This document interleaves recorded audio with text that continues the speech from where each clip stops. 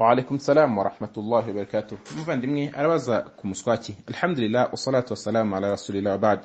Umuswaki cyangwa asiwak ni ukoza mu kanwa muri Islam. Hanyuma bimenyerewe cyane kurushaho iyo umuntu akoresheje igiti cya kindi kiganje mu bice bya mu Barabu, aricyo giti bita igiti cya arik, igikorwamo cyangwa se gikatwamo ingemwe ntoya zikoreshwa mu koza mu kanwa.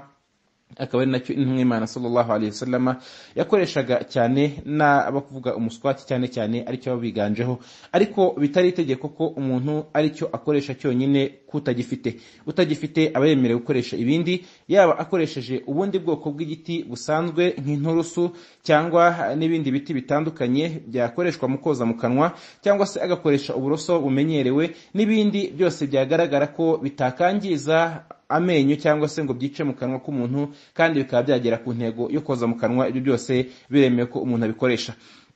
Aha ntacyo bitwaye ko umuntu akoresha umuti wabugenewe cyangwa se ngo akoreshe ibitari umuti wabugenewe nk'amazi asanzwe n'ibindi bitandukanye.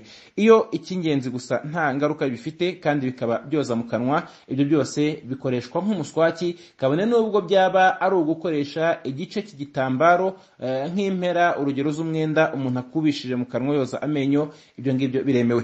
Uku koza mu kanwa umuntu yoza amenyo, akoza ururimi, akoza n'ishinya nk'uko intumwa y'Imana sallallahu alayhi wasallam yabitwigishije. Uyu muswaki cyangwa se ibi asiwak no koza mu kanwa ni muri suna zishimangiye kurusha izindi muri suna z'intumwa y'Imana Muhammadin sallallahu alayhi wasallam, kubera ko intumwa y'Imana sallallahu alayhi wasallam yabikoraga igihe cyose kugeza ubwo no mu bihe byayo bya nyuma mu gihe cyo gupfa, mbere yuko ipfa, mu byo yakoze harimo no koza mu kanwa nko gushimangira iki gikorwa. No mu buzima bwayo yaravuze iti laula an ashuka ala ummati la amartum bisiwaka inda kulli sala, iti iyo ntaza gutinya kugora umma yanjye nari kubategeka koza mu kanwa kuri buri sengesho.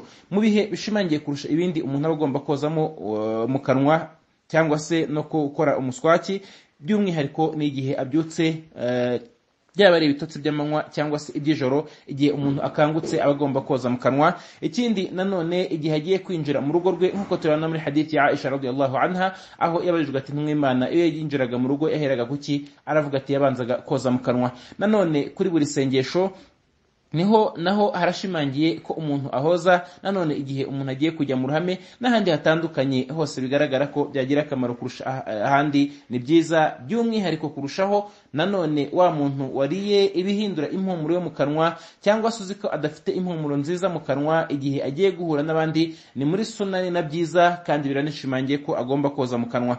Hanyuma yarangiza kandi igikomeye kurusha ibindi, gikomeye mu muswaki, nuko umuntu akuramo kwishimirwa na Allah subhanahu wa ta'ala kandi akanishimirwa n'abantu, nkuko n'intumwa y'Imana sallallahu alayhi wasallam ivuga iti asiwak, koza mu kanwa, iravuga iti mataharatu lilfam mardatu lirabbi, ni ibyoza kandi bikanasukura akanwa hanyuma bikanashimisha Imana. N'ibi ngibi birimo inyungu nyinshi cyane zitandukanye, aho n'ubuvuzi bugezweho bugaragara ko nyinshi mu ndwara zo abantu bahura nazo, inyinshi muri zo umubare munini ushingiye ku byo barya kandi ukanashingira kubisigara mu kanwa cyangwa se no ku isuku nke y'akanwa. Dusaba Uwiteka Allah subhanahu wa ta'ala ko yadushyira mu bagaragu be beza kandi bashimangiye byashimangiwe n'intumwa Muhammadin sallallahu alayhi wasallam. Wallahu a'lam.